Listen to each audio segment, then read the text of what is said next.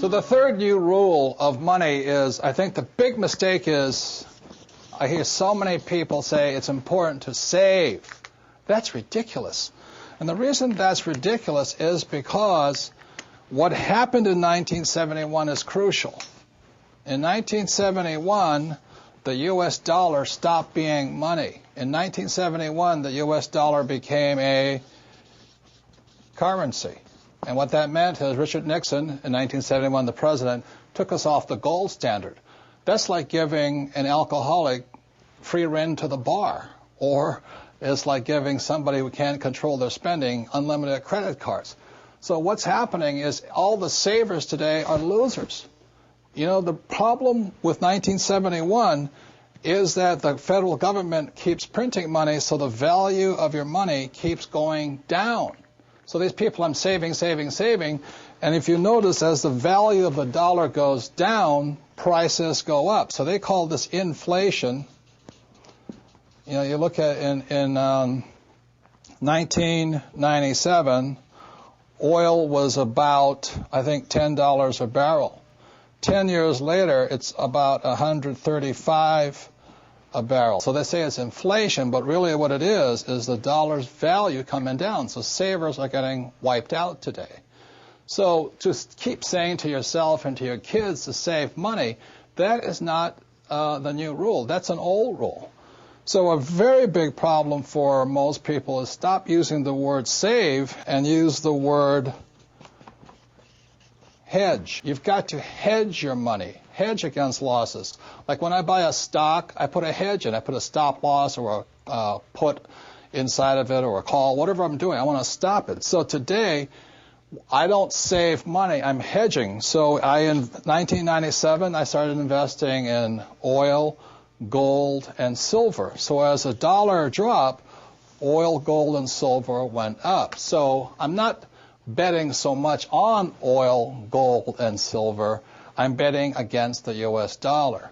And that's why this idea that you're going to tell people you need to save money, that's really, really an obsolete idea, because the idea went obsolete in 1971. The U.S. dollar in the last few years has lost almost 80% of its purchasing power.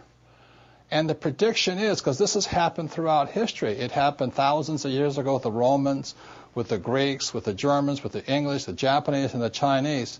Every time they've made money into a currency, something you could print at unlimited, every time that has happened, the currency has gone to its true value, which is zero.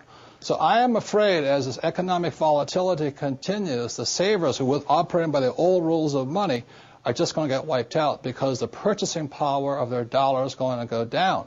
So even if the bank's paying you 5 to 10% interest, you can't keep up with the banks printing money.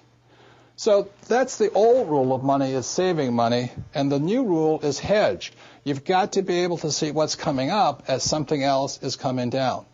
The last thing I want to point out to you on this idea of saving money is this. One of the biggest misunderstandings in the world today is what they talk about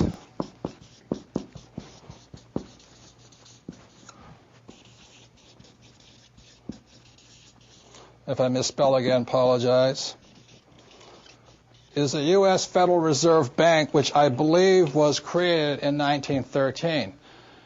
In 1971, the reason 1971 is such an important time was because the U.S. Federal Reserve became the bank to the world. They could print as much money as they wanted. Never in the history of the world has anybody been allowed to print money for the rest of the world. Let me backtrack one more time. I talked about how the Romans did it, the Greeks did it, and all this. Every time people have done this, chaos has broken out, and that's why there's chaos in the world today. So in 1913, when the U.S. Federal Reserve Bank was created, they were basically allowed to print money for the world. Every time that has happened throughout history, a despot has arrived. For example, in 1933, a man named Adolf Hitler rose to power when the Weimar Republic was allowed to print as much money as it wanted to do. And in Russia, when Russia's currency broke down, a man named Lenin rose. When the Chinese economy broke down, Mao Zedong rose. When the Yugoslavian government broke down, Milosevic arose. So we're in that critical point right now, and one of the causes of it was in 1933, this thing called the U.S. Federal Reserve was created. And I think, they've done a pretty good job of making the rich richer. Unfortunately, many of the poor are getting poor. One of the problems of this is you have to understand that, first of all, the U.S. Federal Reserve Bank is not U.S. It is made up of a bunch of international rich guys from all over the world. The second thing, it is not federal. It's not a U.S. entity. It is, again, a bunch of rich banks from all over the world.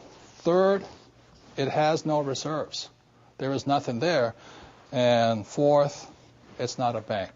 So that's why when I talk to people about really needing to understand the new rules of money, which really began to take effect in 1971 when we were allowed to print money for the rest of the world, is understanding that this system here is causing the rich to get richer and the poor and middle class to get poorer, but most importantly, the lower middle class is almost getting wiped out. High prices, volatilities in the market, food getting more expensive, gas getting more expensive, savings getting wiped out, home values going around. And the reason the troubles have started, again, is the U.S. Federal Reserve Bank is not U.S., it's not federal, there's no reserve, it's not a bank.